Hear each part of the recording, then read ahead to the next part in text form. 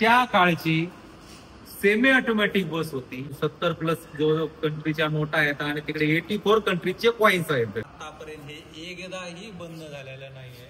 Best उपक्रमामार्फत बोट सेवा सुद्धा चालवली जायची. 150 वर्ष जुना पंखा आहे.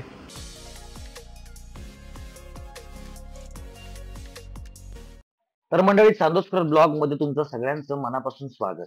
मंडळी, पहिल्या भागामध्ये आपण BST ची बरीच माहिती घेतली आणि आता ह्या दुसऱ्या भागामध्ये आपण बरीच माहिती घेणार आहोत. त्यामुळे जास्त वेळ न घालवता आपण थेट जाऊया गर्जे साहेबांकडे.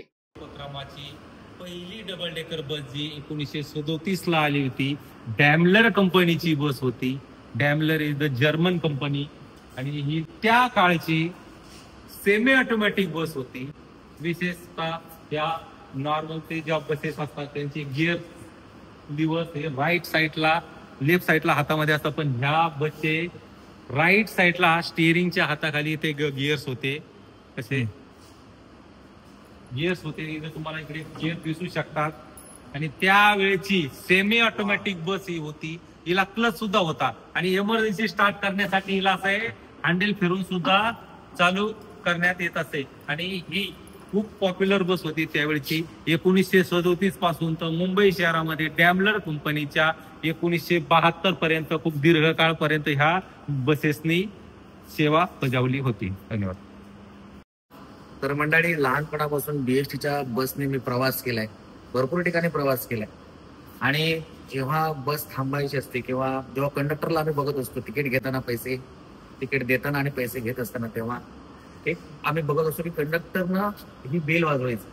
ही बेल वाजवायची गंमत काय होती, एक बेल वाजली की बस थांबायची आणि 2 बेल वाजल्या की बस परत निघायची. तर कधी कधी काय व्हायचं की गर्दी खूप असल्यामुळे ना कंडक्टरला पण कधी कधी बेल पर्यंत पोहोचायला पण कधी कधी वेळ लागायचा. तर मग ती कधी कधी आमच्या मधले प्रवासी तेव्हापासूनची खूप इच्छा असायची की ही बेल, हा जो साऊंड आहे बेलचा, तो कधीतरी आपल्याला वाजवायला मिळेल. तर आज ती इच्छा पूर्ण झालेली. आणि ही बघा, ही ती बेल आहे. आई एक थांबली आहे पण आणि 2 असं. आणि तुम्ही पूर्ण इंट्रोडक्शन बघू शकतो. म्हणजे अख्खं ही बस, ही ड्रायव्हर सीट आहे, ही ड्रायव्हर सीट आहे. त्याच्यानंतर मग त्याच्यानंतर मागे दुसरी ज्येष्ठ नागरिकांसाठी वगैरे असायची. त्यानंतर हे वेगवेगळ्या सीट्स आहेत, टाईप्स ऑफ विंडो. त्याच्यानंतर मग ही अशी एक होती BSTची बस. त्याच्यानंतर या सीट जे आहेत मेटल सीट आहेत, असे वेगवेगळ्या प्रकारे इथे हँडल पण होतच, म्हणजे अजून पण आहे असं प्रत्येक BSTची ही जुन्या पद्धतीची बस आहे.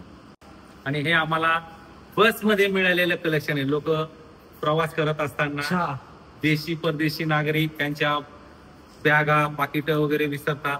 आमचं एक लॉस प्रॉपर्टी म्हणून सेक्शन आहे, तिथे आम्ही दिवसभरातून जेवढ्या आम्हाला मिळालेल्या वस्तू असतात त्या आम्ही त्या कलेक्ट करतो. त्याची माहिती इंटरनेटवर टाकतो, पोलीस स्टेशनलाही देतो. आणि त्या न दावा झालेल्या वस्तूमधून 70+ जो कंट्रीच्या नोटा आहेत आणि तिकडे 84 कंट्रीचे कॉइन्स आहेत, ते सुद्धा तुम्हाला एवढ्या प्रमाणात कुठेही बघायला भेटणार नाही. आणि ओरिजिनल नोटा येतात की त्याच्या अल्फाबेटिकली देशाच्या याच्यानुसार क्रमवारी वाचवता लावलेल्या आहेत. आणि हे सुद्धा एक आमच्या म्युझियमचं आकर्षणाचा भाग आहे. इकडे तुम्हाला वेगवेगळ्या प्रकारचे इक्विपमेंट बघायला भेटते. जुने टेलिफोन, जुना पेन्सिल शॉर्पनर, त्या काळातला तो पेन्सिल शॉर्पनर आहे. 1908 हा पेन्सिल शॉर्पनर आहे. हा, एवढा मोठा त्यावेळेला पेन्सिल शॉर्पनर असायचा. हँडलद्वारे त्याला पेन्सिल करून पेन्सिलला टोप केलं जायचं. टाइपरायटर, मॅग्नेटिकल कॅल्क्युलेटर आणि हे जुने डिस्प्ले बोर्ड, कापडी हाताने फिरवायचे कापडी बोर्ड. आता सगळे आमच्या बस गाड्यांना digital bus board route board आलेले आहेत. तर याच्या आधी असे कापडी हाताने फिरवायचे बोर्ड असायचे. आणि ही सुद्धा एक बसची जुनी ओळख आहे.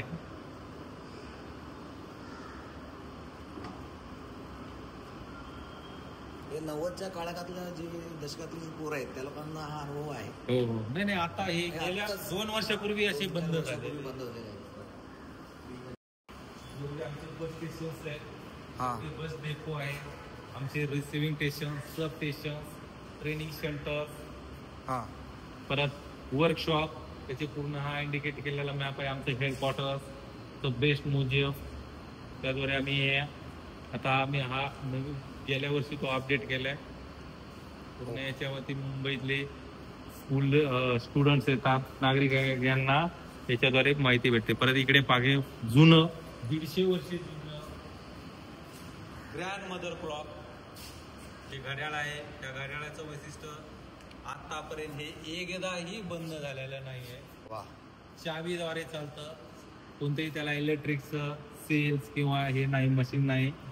एकदा चावी दिल्यानंतर 8 दिवस चालतं आणि त्यावेळेस त्याची प्राइस 1126 रुपये त्याची प्राइस होती. ह्या साईडला त्याचा प्राइस टॅग सुद्धा आहे. 150 वर्ष जुनं आतापर्यंत एकदाही खराब न झालेलं विदाऊट मेंटेनन्स 150 वर्षापासून सुरू असलेलं हे आजीबाईचं घड्याळ हे सुद्धा आमच्या बेस्ट म्युझियमचं एक आकर्षणाचा भाग आहे.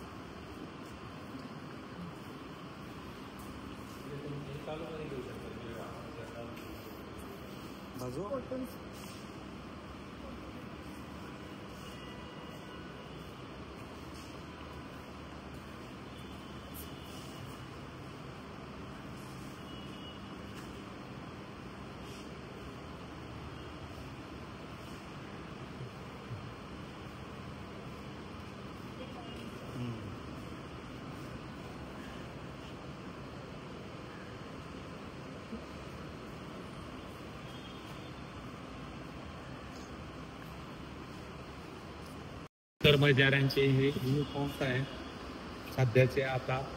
आणि तिकडे तुम्हाला मोठे पुतळे दिसतील. तिकडे ब्रिटिश काळातले युनिफॉर्म तुम्हाला ते दिसायला भेटते. वाहतूक बाह्य कर्मचारी जसे ड्रायव्हर, कंडक्टर, तिकीट चेकर, परत असिस्टंट ट्रॉफिक ऑफिसर आणि अभियांत्रिकी विभागातले जसे मॅकॅनिक, इलेक्ट्रिशियन, फोरमन,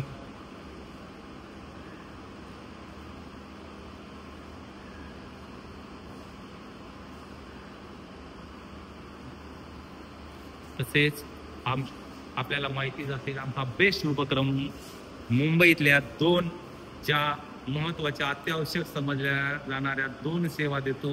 एक म्हणजे बस सेवा आणि दुसरी म्हणजे विद्युत पुरवठा सेवा जी कुलाब्यापासून तर माहीमपर्यंत आणि इकडे सायनपर्यंत दिली जाते. पण एक असा काळ होता की आमची बेस्ट उपक्रमामार्फत बोट सेवा सुद्धा चालवली जायची जी 1981 पासून तर 2002 पर्यंत मालाडच्या तिथे मनोरी ते बारवे या ठिकाणी आमची ती बोट सेवा मुंबई महानगरपालिका आणि बेस्ट उपक्रम यांच्यामध्ये संयुक्तरित्या ती चालवण्यात येत असेल. 2002 पर्यंत आमच्या बेस्ट उपक्रम चालवणाऱ्या फेरी सर्व्हिसचं हे मॉडेल आम्ही इकडे बनवलेलं आहे.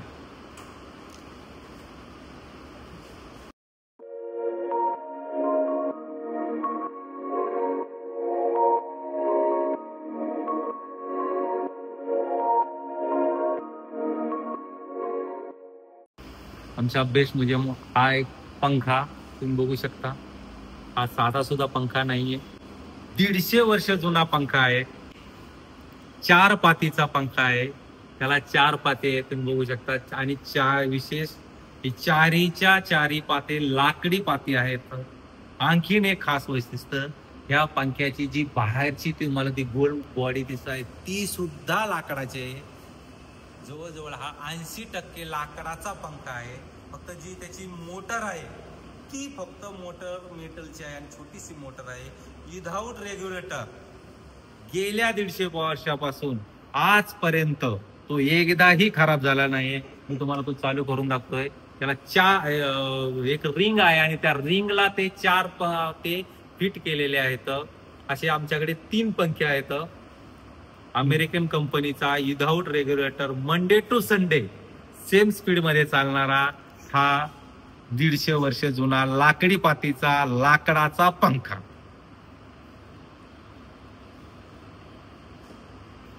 मी परत तुम्हाला बंद करून दाखवतो. हे तुम्हाला खाली ती रिंग आहे आणि खूप जे काही मॅजिक आहे ते त्या मोटरचं आहे. ती मोटर आतापर्यंत खराब झाली नाही आणि रिंग सुद्धा आणि लाकूड टिकवूड आहे. तर मंडळी कशी वाटली माहिती आवडली असल्यास लाईक करा, शेअर करा, कमेंट्स करा आणि हो, सबस्क्राईब करा. सबस्क्राईब केल्यानंतर बेल आयकॉन नक्की दाबा, जेणेकरून पुढच्या व्हिडिओची माहिती तुम्हाला नक्की मिळेल. अजून आपल्याला बरीच माहिती जाणून घ्यायची आहे. हे जे दिसतंय स्क्रीनवर ते काय काय आहे, कशा प्रकारे ते वापरलं जातं, याची सगळी माहिती आपल्याला घ्यायची आहे. मग आपण भेटूया लवकरच तिसऱ्या पार्टमध्ये. तोपर्यंत बाय बाय.